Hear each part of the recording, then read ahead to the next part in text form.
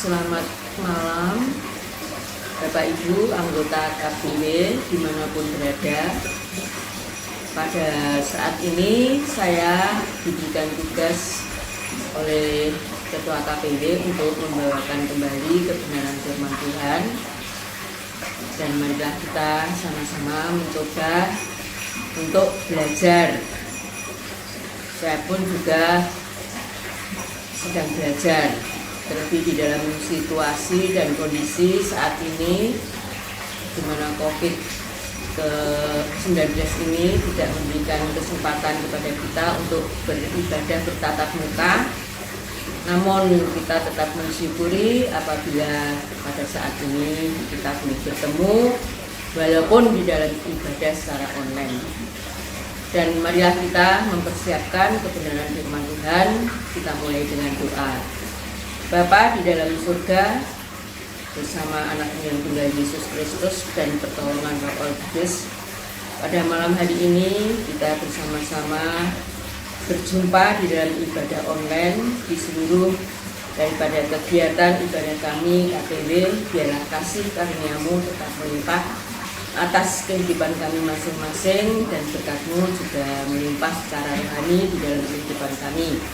Demikianlah doa kami yang pendek ini kami alaskan hanya di dalam satu nama, yaitu Yesus Kristus, Anak Allah yang hidup. Amin. Selamat malam Bapak Ibu, saudara-saudara sekalian. Marilah kita belajar bersama-sama dengan membuka sebuah yaitu kitab di dalam Mazmur yang ke-139.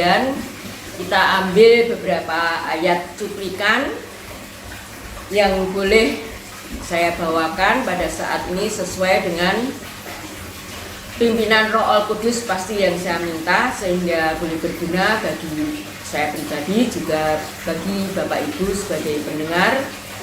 Biarlah belajar sama-sama memahami kebenaran firman Tuhan, dan biarlah sedikit saya memberikan judul yaitu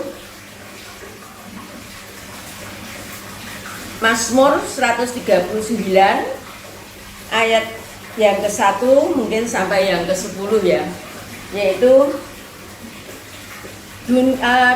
judulnya Allah hadir. Jadi dimanapun juga kehadiran Allah itu tetap selalu ada di dalam kehidupan setiap orang percaya.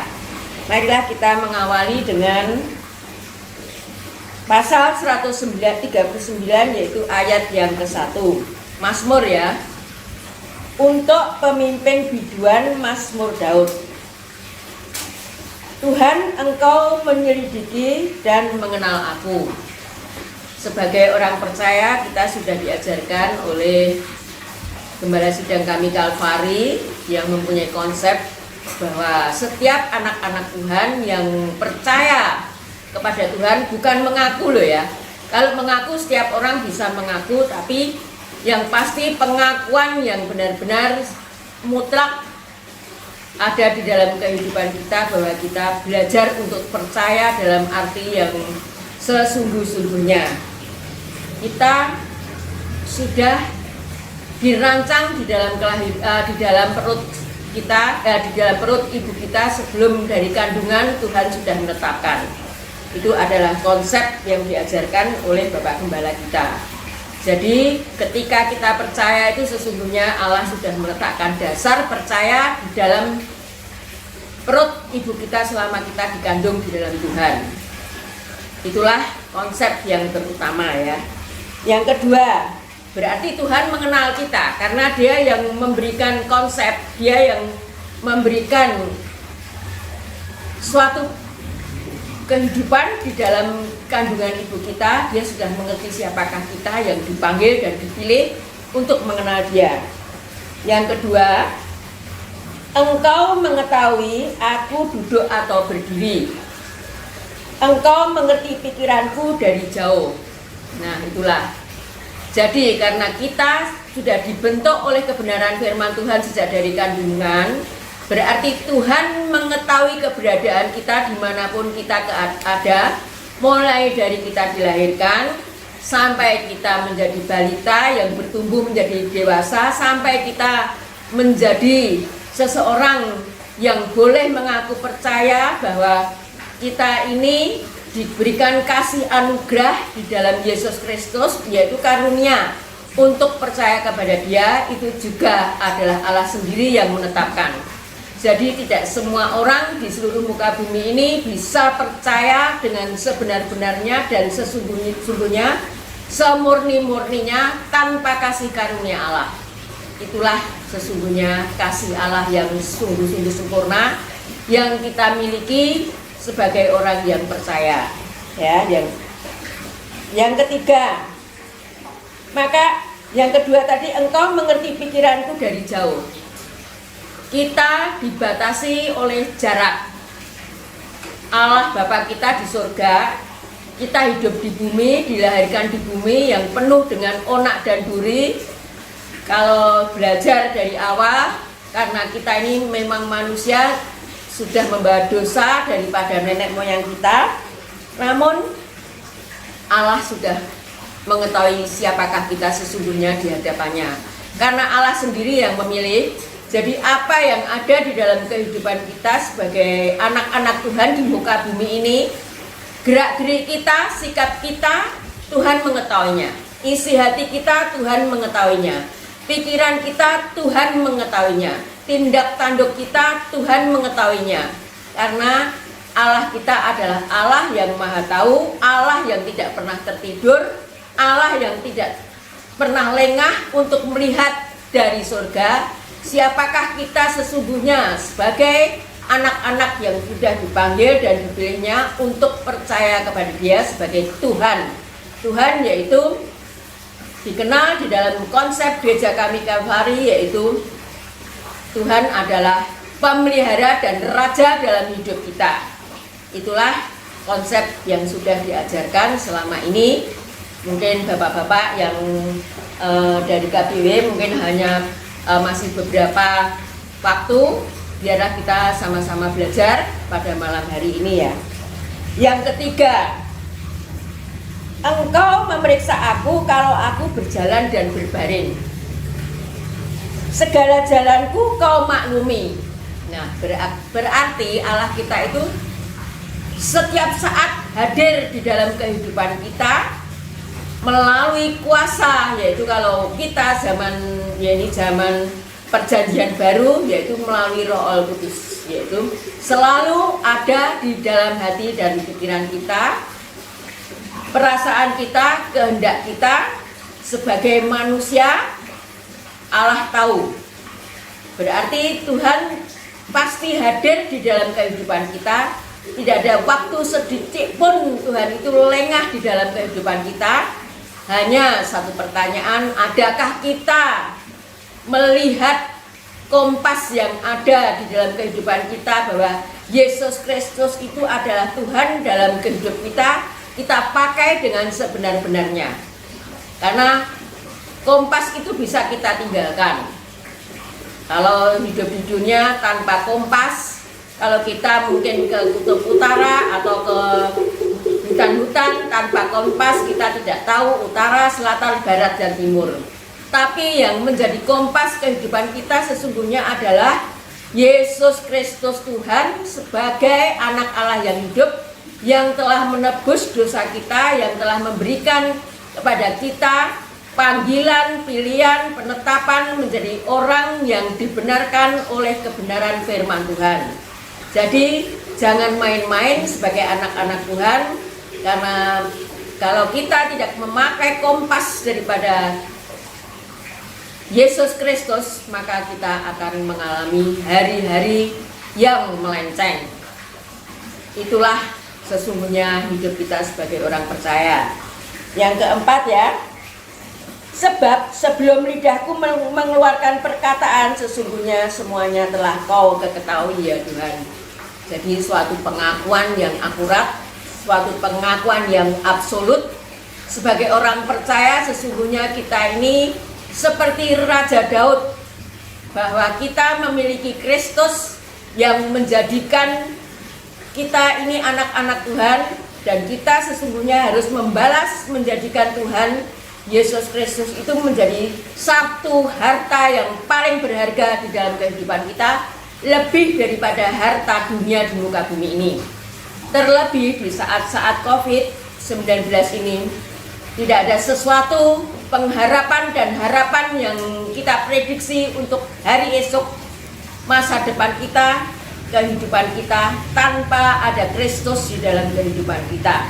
Maka jangan tinggalkan Kristus melalui Roh Kudus. Peliharakanlah Roh Kudus, berarti kita harus hidup di dalam kebenaran dan Roh Kudus. Kita belajar bersama-sama untuk memahami siapakah Kristus Yesus sebagai Tuhan yang sudah menjadi anak manusia, yang telah memelihara hidup kita, yang telah menjadi raja dalam kehidupan kita, sehingga sesungguhnya kita tidak harus merasa takut, harus merasa khawatir, harus merasa kita tidak mempunyai ketenangan di dalam masa-masa COVID-19 ini, karena dunia akan memberikan kesenangan dan pemeliharaan yang sementara ketika kita mempunyai kemampuan untuk melakukan segala sesuatu.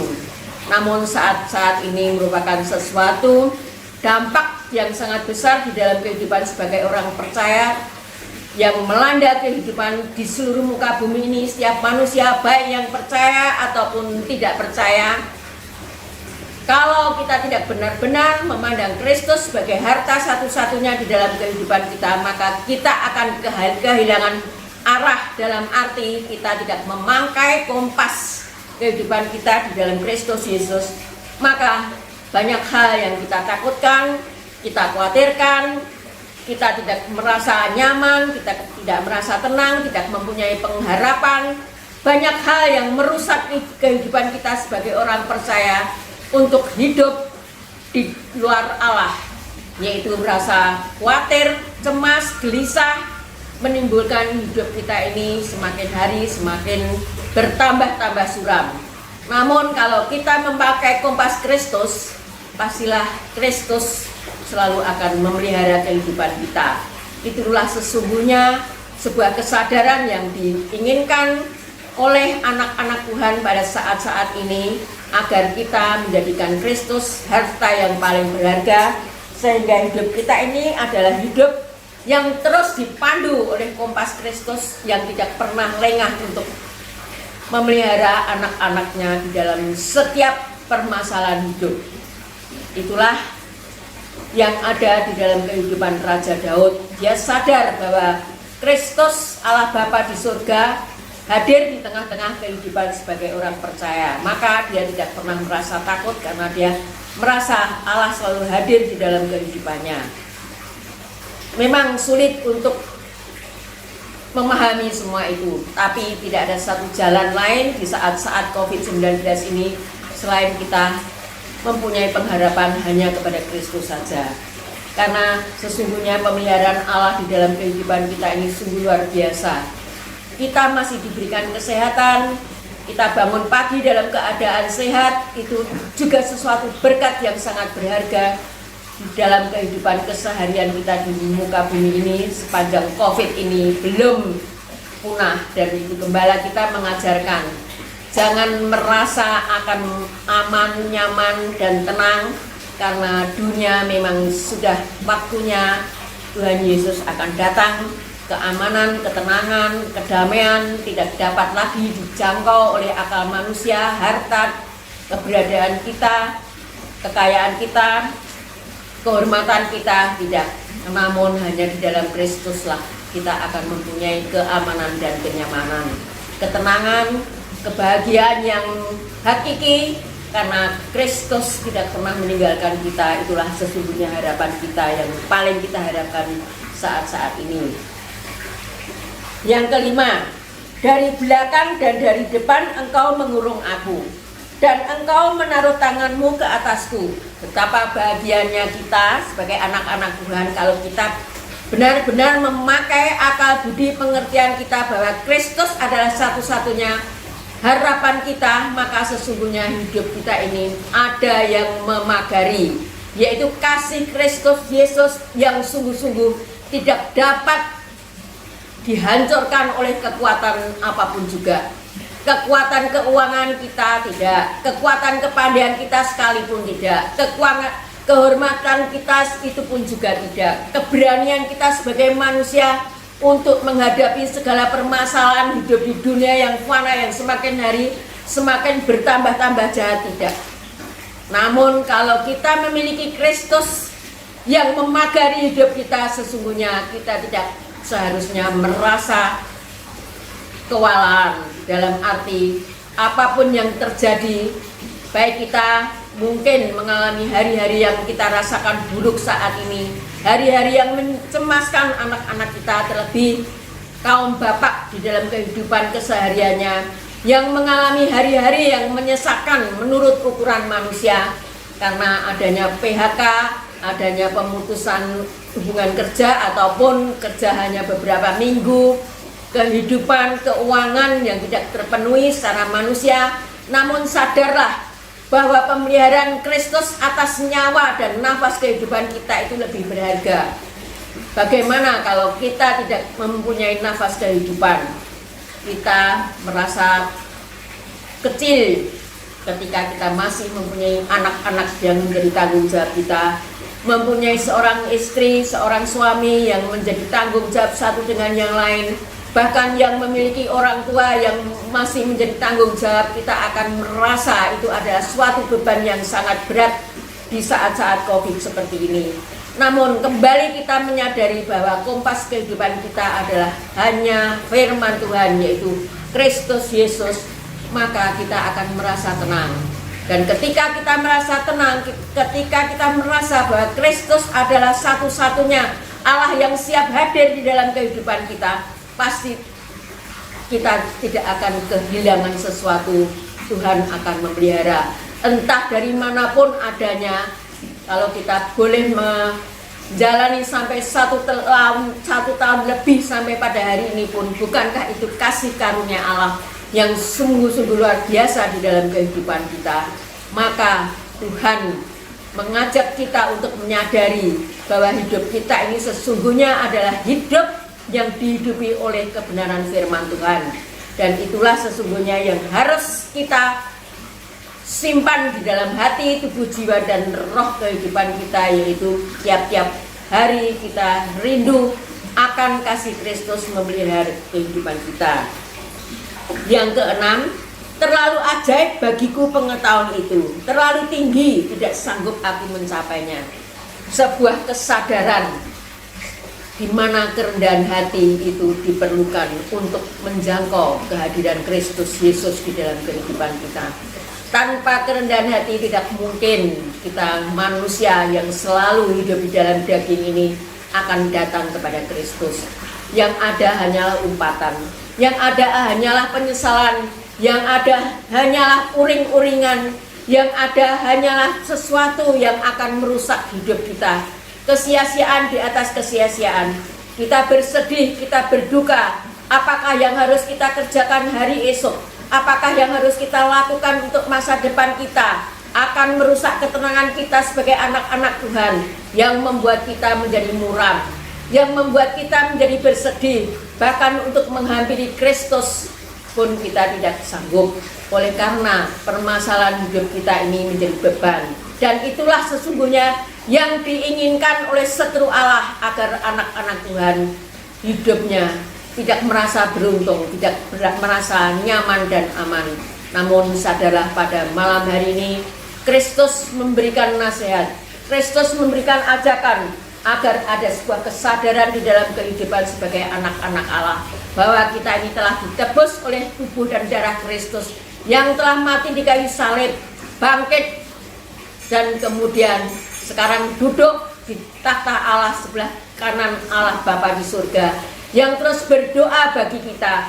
Berarti Yesus Kristus tidak pernah meninggalkan kita. Itulah sebuah kesadaran yang harus disadari, yaitu ayat 6 ini. Terlalu ajaib bagiku pengetahuan itu. Sadar bahwa kita ini adalah manusia bodoh, manusia celaka yang tidak mengerti akan kasih Allah, akan perbuatan Allah. Setiap kehidupan kita ini adalah di bawah pengawasan daripada Kristus Yesus, akan hidup kita masing-masing. Terlalu tinggi, tidak sanggup aku mencapainya.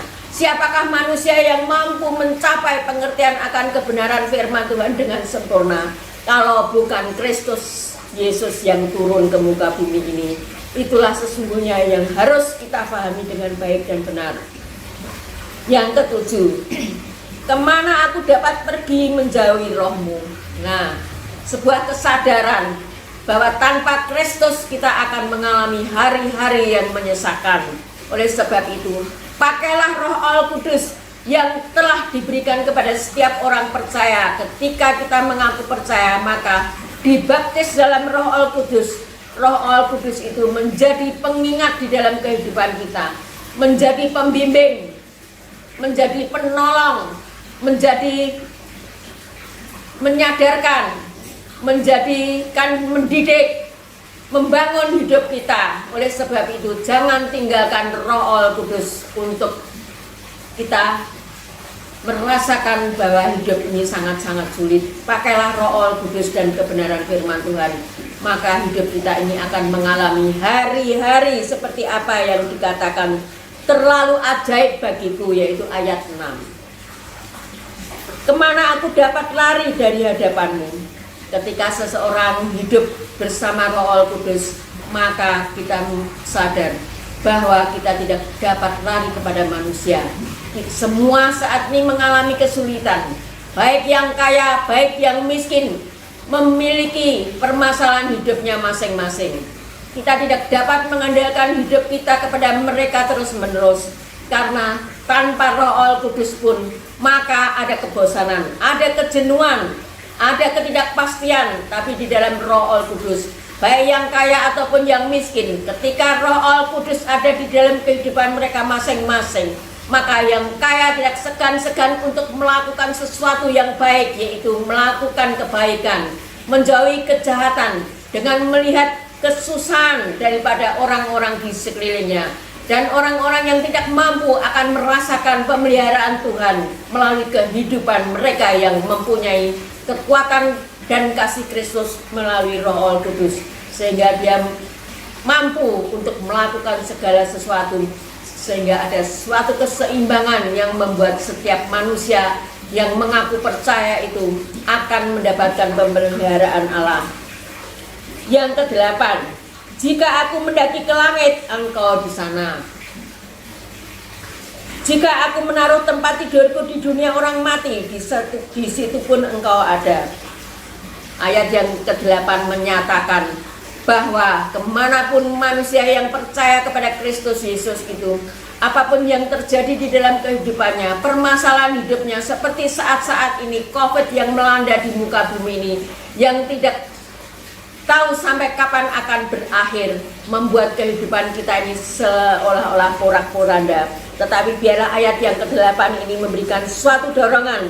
Jika aku mendaki ke langit, engkau di sana. Mungkinkah kita mampu mendaki ke langit? Itu adalah sebuah kiasan, sebuah puitis. Namun ketika Roh Allah Kudus ada di dalam kehidupan kita, maka kita mampu bertemu dengan Tuhan melalui kekuatan kuasa Roh Allah Kudus. Jika aku menaruh tempat tidurku di dunia orang mati, di situ pun engkau ada. Artinya ketika kita merasa putus asa, Roh Allah Kudus juga mengatakan, mengapa engkau putus asa, anakku? Janganlah engkau putus asa, karena aku adalah Allahmu yang sanggup melakukan segala sesuatu di luar kemampuan akal manusia. Itulah janji Allah. Untuk menepati janjinya, maka kita sebagai anak-anaknya juga harus mempunyai kemampuan merespon bagaimana kita hidup sebagai anak-anak Allah. Yang ke-9, jika aku terbang dengan sayap fajar dan membuat kediaman di ujung laut, juga di sana tanganmu akan menuntun aku dan tangan kananmu memegang aku. Inilah suatu pengharapan yang luar biasa dari Raja Daud. Dia mengerti dengan pasti, dengan jelas, memahami dengan akal budi, oleh karena kekuatan kuasa Roh Allah Kudus, bahwa Allah itu sesungguhnya ada di mana-mana, karena Allah itu adalah Roh. Namun Kristus Yesus itu adalah Tuhan yang tinggal di dalam kehidupan kita. Berarti kemanapun Bapak Ibu, saudara-saudara sekalian berada, maka di situ ada Roh Kudus yang siap untuk menghibur, yang siap untuk mendidik, yang siap untuk membangun, yang siap untuk melakukan segala sesuatu, memberikan ketenangan jiwa, yang siap untuk menghibur. Itulah sesungguhnya janji Tuhan di dalam kehidupan kita sebagai orang percaya. Demikianlah ayat yang ke-10 ini menjelaskan apapun yang terjadi di dalam kehidupan sebagai orang percaya, bahwa sesungguhnya Tuhan itu selalu hadir di dalam kehidupan kita, karena saat ini adalah saat di mana Roh Kudus tinggal di dalam hati kita. Oleh sebab itu, janganlah kita merasa takut dan khawatir. Marilah kita sama-sama berjuang mengingat Kristus yang telah mati bagi kita, yang rela dipaku kayu salib bagi kita, yang kemudian bangkit saat ini tetap berdoa untuk anak-anaknya yang percaya. Kalau berbicara soal yang percaya, marilah kita garis bawahi, apakah kepercayaan kita ini seutuhnya atau kepercayaan hanya melalui lidah saja, hanya Kristus Yesus yang tahu. Dan akhir daripada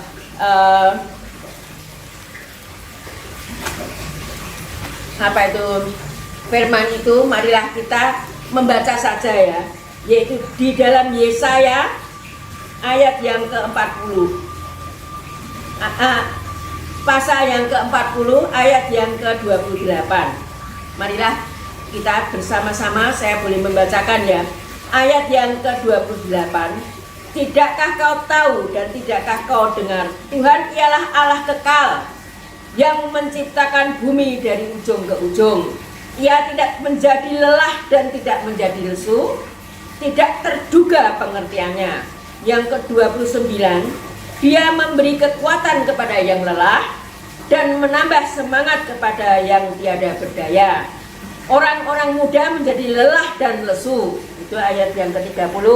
Ini menjangkau anak-anak muda, yang mungkin anak-anak yang saat ini sedang bersekolah, yang tidak dapat bertatap muka, namun mereka adalah online, menjadi sesuatu kendala di dalam kehidupan anak-anak muda yang merasa jenuh. Namun sadarlah bahwa Allah selalu ada di dalam kehidupan kita. Yang terakhir, tetapi orang-orang yang menanti-nantikan Tuhan mendapat kekuatan baru. Adakah kita, saudara-saudara, Bapak dan Ibu, kita menanti-nantikan Tuhan sehingga kita mendapatkan kekuatan yang baru? Mereka seumpama raja wali naik terbang dengan kekuatan sayapnya. Mereka berlari dan tidak pernah menjadi lesu. Mereka berjalan dan tidak menjadi lelah. Inilah zaman di mana kita mengalami hari-hari yang menyesakkan. Tapi kalau kita hidup bersama Allah di dalam Kristus Yesus yang dipimpin oleh Roh Kudus, yaitu ayat yang menguatkan kita adalah ayat Yesaya ini juga mengundang kita untuk kembali berjalan bersama-sama di dalam percaya kepada Tuhan, yaitu Kristus Yesus adalah Tuhan dan Raja kita. Demikianlah firman pada malam hari ini, dan saya mengucapkan salam malam agar kita semua boleh cepat-cepat bertemu, bertatap muka, dan kita boleh berjumpa di mana kasih Kristus Yesus tetap mengawali hidup kita sekalian. Amin.